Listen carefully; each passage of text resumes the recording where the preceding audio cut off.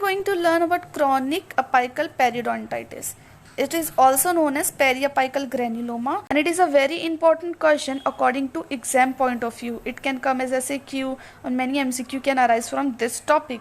So if you have not watched part 1 and part 2 of it, first go and watch that, where I have covered all the basics of it and also about acute apical periodontitis. So you will understand this chronic apical periodontitis very well. So let's start then. First, what is this chronic apical periodontitis? It is a localized mass of chronic granulation tissue formed in response to infection. So you can see here is the etiology. First there is a caries. First it is in enamel, then it is in a dentine, then it involves the pulp, and finally pulp has undergone necrosis. It leads to inflammation of the PDL, and finally this granuloma formation has occurred.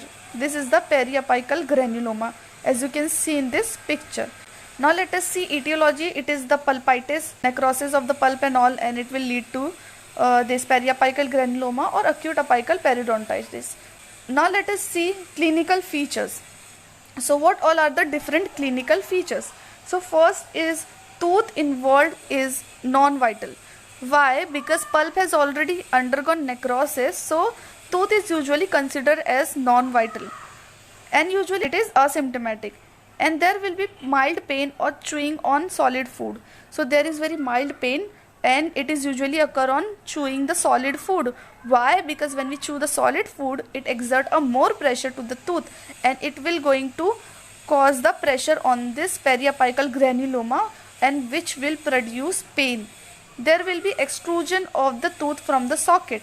So there is a extrusion of the tooth, means if all the tooth are at this level, so this tooth will be little above than occlusal plane. This tooth will be little above than occlusal plane because of the presence of this cushion like granuloma. This cushion like granuloma has pushed this tooth to little bit outer into the oral cavity, and there will be percussion may produce dull sound. So percussion if we do, then it produce dull sound because of this periapical granuloma at the apex.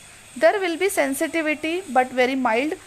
No perforation of bone or the oral mucosa. So there will be no perforation of this granuloma into the bone or the oral mucosa. That means there will be no formation of fistulous tract and the sinus tracts which drain into the oral cavity. Now you can see, this is the beautiful picture. You can see in this radiographic feature, this is our PDL space, and now you can see here this all radiolucent area. This is showing that there is a granulation tissue has formed at the apex of the tooth. So this is the typical radiological feature. Now let us see histological feature. So when we talk about histologically, there will be granulation tissue formation, and granulation tissue whichever is formed, it will going to consist of different fibroblast, endothelial cell, tumoral blood vessels with bone resorption. There will be bone resorption also seen, and there will also different type of cells present like macrophages, lymphocyte, plasma cells are also seen. There will also different type of immunoglobulin is also present, that is IgG, IgA, IgM and IgE.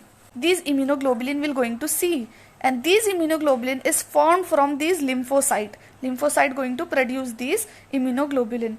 Now there will be collection of cholesterol cleft. Multinucleated giant cells is also seen. Hemosiderin is seen. Why this hemosiderin is seen? Because there is extravasation of RBC. Red blood cell has undergone rupturing, and it will going to produce this hemosiderin, which will also seen in this case. Epithelial rest of molasses may also be seen. Now let us see in this diagram. This is the typical diagram of periapical granuloma. So when we talk about periapical granuloma, we will see granulation tissue. So as you can see, these all are the granulation tissue, which is showing blood vessel, inflammatory infiltrate, and all this blood vessel, extravasation of blood vessel, that is our hemosiderin and all is going to be seen. Moving forward to bacteriological features, we will see there is a presence of Streptococcus viridans, Streptococcus hemolyticus, Staphylococcus aureus, Staphylococcus albus and E. coli, these are usually isolated from the lesion, periapical lesion, when we do a histopathological testing. Now when we talk about treatment, there is two options. Either we can do extraction, and either we do a root canal treatment and with or without apicectomy. So next let's see complications of this periapical granuloma. So if this periapical granuloma is left untreated, if you have not treated it properly on time, it will lead to periapical periodontal cyst. So these are teeth. If we not do any treatment, so it will finally convert it into cyst. So today we have seen about the periapical granuloma, that is what it is periapical granuloma, what are the clinical features, what all are the histological features, radiological features, and treatment and complication of periapical granuloma.